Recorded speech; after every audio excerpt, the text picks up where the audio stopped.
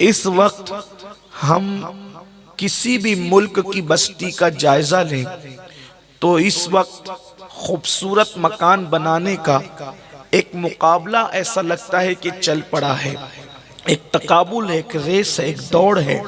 میرا گھر خوبصورت ہونا چاہیے، میرا مکان خوبصورت ہونا چاہیے، اور یقیناً مکان خوبصورت رہنا بھی چاہیے، اس لیے کہ ہم وہ لوگ نہیں ہیں کہ ہم آپ کو یہ کہیں کہ اللہ نے نوازا ہے اس کے بعد بھی ٹٹر کی جھوپڑی میں اپنے دن گزاریں۔ ایسا نہیں، اللہ نے نعمت دی ہے تو اس کا استعمال بھی ہونا چاہیے اور وہ نعمت نظر بھی آنا چاہیے، ناشکری نہ ہو۔ لیکن فخر و مباحات کے طور پر، یعنی تکبر کے طور پر، گھمنڈ کے طور پر، اس کا مکان ایسا تو میرا ایسا، اس کے مکان میں اتنے روپے کی ٹائل لگی ہے تو میرے مکان میں اتنے کی لگے، اس کے گھر کے نل میں ٹوٹیاں جو ہے اتنی مہنگی ہے تو میرے گھر میں اتنی مہنگی لگے۔ غرض کہ انسان پوری طاقت صرف کر رہا ہے اچھے مکان بنانے میں، اچھے فرنیچر بنانے میں، اچھی کرسیاں رکھنے میں، اچھے گدے رکھنے میں۔ بنائیں یا نہ بنائیں اس پر میں کوئی تبصرہ نہیں کرتا، لیکن اتنا ضرور کہتا ہوں کہ ہم اور آپ کتنا ہی خوبصورت مکان بنا لیں، کتنا ہی حسین مکان بنا لیں، اچھی طرح یاد رکھنا کوئی گارنٹی ہے کہ اس مکان میں ہم رہیں گے بھی، اور رہیں گے تو کتنے دن تک رہیں گے؟ آپ مجھے بتائیں، خوبصورت سے خوبصورت مکان بنانے والے مکان ابھی تیار بھی نہیں ہوا اور ان کا انتقال ہو جاتا ہے، یا مکان تیار ہوا ابھی اس کا افتتاح ہی ہوا تھا، ابھی اس کا انوگریشن ہی ہوا تھا کہ کسی بنانے والے کا، محنت کرنے والے کا انتقال ہو جاتا ہے۔ یہ بار بار ہمارے تجربے میں ہے۔ چلیں ٹھیک ہے، اگر کوئی خوش نصیب اس مکان میں رہے بھی تو کتنے دن تک رہے گا؟ ہم نے اے سی لگائی، ہم نے پنکھے لگائے، ہم نے لائٹ لگائی، ساری خوبصورت چیز رکھی، لیکن آپ مجھے بتائیں کتنے دن رہو گے؟ اس کی گارنٹی ہے۔ لیکن آؤ، ایک مکان وہ بھی ہے جس میں رہنا یقینی ہے، اور اللہ اکبر، اس میں گارنٹی بھی ہے کہ رہنا کتنے دن تک کے ہے۔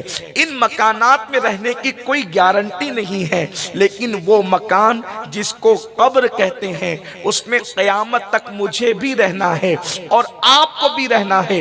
جس مکان کے اندر رہنا کتنے دن ہے اس کی کوئی گنجائش اور گارنٹی نہیں ہے، اس مکان کے لیے کتنا اہتمام کیا، لیکن جس مکان کے اندر قیامت تک سونا ہے، جس مکان میں قیامت تک رہنا ہے، اس مکان کو خوبصورت بنانے کے لیے، اس کی تزئین کاری کے لیے، اس میں ٹھنڈک کے لیے، اس میں ہواؤں کے لیے، اس میں فضاؤں کے لیے، اس میں نرم بستروں کے لیے ہم نے کیا انتظام کیا ہے؟ میرے پیارے آقا صلی اللہ علیہ وسلم کے پیارے دیوانوں، مکانات کے گدے قیمتی پیسے خرچ کر کے خریدے جا سکتے ہیں، مگر قبر کے گدے قیمتی پیسے خرچ کر کے دنیا کے اندر خریدے نہیں جا سکتے، بلکہ اس کی ایک کنڈیشن ہے، اللہ اکبر، اللہ کو راضی کرنا ہوگا، گناہوں سے بچنا ہوگا۔ قبر میں بھی کرتے ہیں، قبر میں بھی کرتے ہیں۔ کس نے کہہ دیا کہ قبر میں صرف مٹی ہی مٹی ہے؟ بلکہ اللہ جس سے راضی ہو جاتا ہے، اللہ کو جو منا لیتے ہیں، ان کے لیے دنیا کے نہیں بلکہ جنت کا بستر لگایا جاتا ہے اور اتنی خوبصورت نیند سلایا جاتا ہے، فرشتے آ کر کہتے ہیں نم کا نومت العروس، ایسے سو جا جیسے پہلی رات کی دلہن سوتی ہے۔ قبر کی نیند کوئی آسان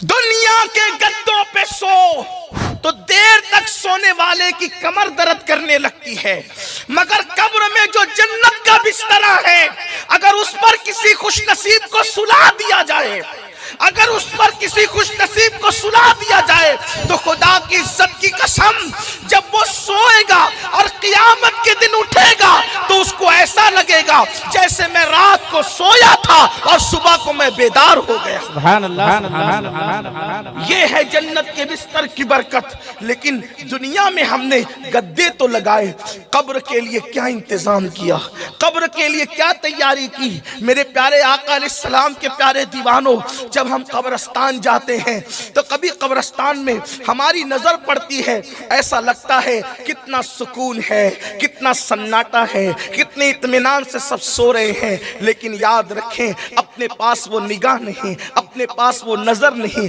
اپنے پاس وہ آنکھیں نہیں کہ اللہ اللہ اوپر کی مٹی تو پرسکون نظر آتی ہے، لیکن اندر یہ بھی ہے اسی 2 گز زمین میں کسی کی قبر اتنی بڑی کر دی گئی ہے کہ مشرق سے لے کر مغرب تک کا فاصلہ ہو گیا ہے، تا حد نگاہ قبر کشادہ ہو گئی ہے۔ کبھی کسی کی قبر ایسی بھی ہوتی ہے کہ وہ جنت کے باغوں میں سے باغ بن گئی ہے، لیکن اللہ اکبر اسی پرسکون قبریں جو اوپر سے پرسکون نظر آتی ہے، انہی قبروں کے اندر کسی کی قبر جنت کے باغوں میں سے باغ بنی ہے، اور کسی کی قبر جو ہے جہنم کے گڑوں میں سے ایک گڑا بن گئی ہے۔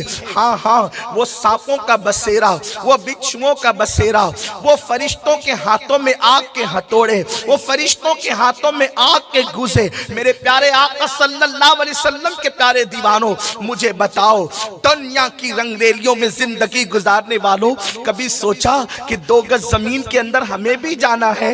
5-5 ایکڑ زمین پہ اترانے والوں، 50-50 ایکڑ زمین پہ اترانے والوں، 100 ایکڑ زمین کو اپنے نام پہ کرنے والوں، کبھی سوچا بھی کہ مالدار بھی مرے گا تو 2 گز زمین ہی ملے گی، غریب بھی مرے گا تو 2 گز زمین ہی ملے گی، امیر بھی مرے گا تو 2 گز زمین ہی ملے گی، فقیر بھی مرے گا تو 2 گز زمین ہی ملے گی؟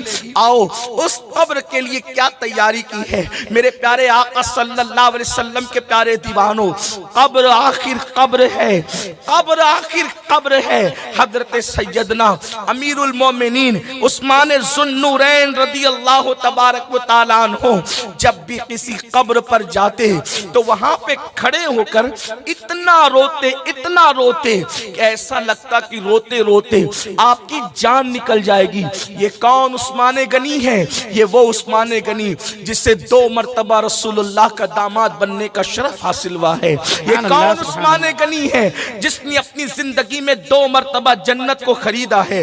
اور اللہ کے رسول نے ان عثمان غنی کے لیے کہا جنگ تبوک کے موقع پر کہ آج کے بعد عثمان کچھ بھی کرے، یہ کچھ بھی کرے میں نبی کا اختیار دیکھیں۔ اللہ کے حبیب صلی اللہ علیہ وسلم فرماتے کچھ بھی کرے، جو جی میں آئے کرے۔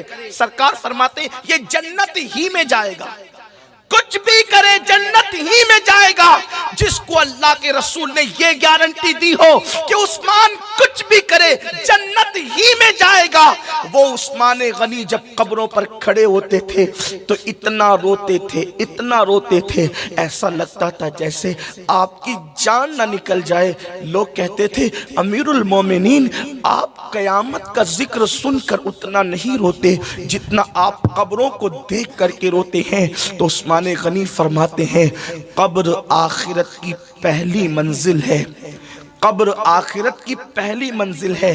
اگر انسان کا معاملہ یہاں درست رہا تو آگے کے سارے معاملات درست رہیں گے، اور انسان یہیں پر ناکام ہو گیا تو آخرت میں ناکامی ہی ناکامی کا منہ دیکھنا ہوگا۔